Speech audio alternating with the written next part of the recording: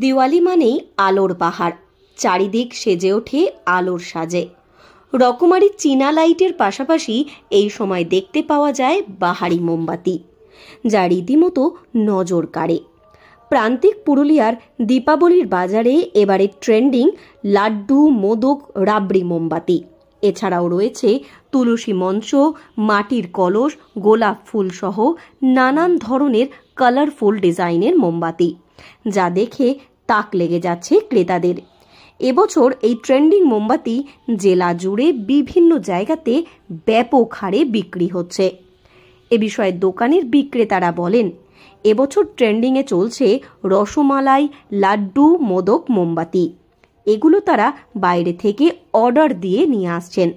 দাম শুরু হচ্ছে 20 টাকা থেকে। রয়েছে বিভিন্ন ধরনের দামের মোমবাতি। যথেষ্টই চাহিদা রয়েছে এই মোমবাতির, বিক্রিও হচ্ছে ভালো। অনেকেই উৎসুক হয়ে এই মোমবাতি দেখছেন ও কিনছেন। সব বাইরে থেকে আসা হচ্ছে। এই বছরের নতুনত্ব আছে রসমালাই মোমবাতি, তারপরে লাড্ডু মোমবাতি, তারপরে আছে কালো জাম, সমস্ত রকমের বরফি, এরকম নতুনত্ব মোমবাতিগুলো এই বছর এসছে। বাইরে থেকে আসা হয়েছে, ওখানে তৈরি হয়ে আমাদের পুরুলিয়ায় সাপ্লাই দেওয়া হচ্ছে। কিরকম দামে বিক্রি হচ্ছে? এক একটা 20 টাকা, 30 টাকা। রসমালাইটার যেমন 100 টাকা দাম আছে, সমস্ত রকমের দাম। কি এবছর ট্রেন্ডিং?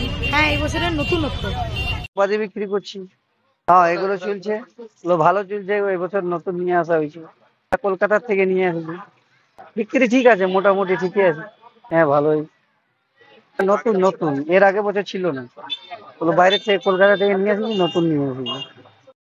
দীপাবলির বাজারে মোমবাতি কিনতে গিয়ে এই সমস্ত মিঠাইয়ের মোমবাতি দেখে রীতিমতো জিভে জল চলে আসছে ক্রেতাদের।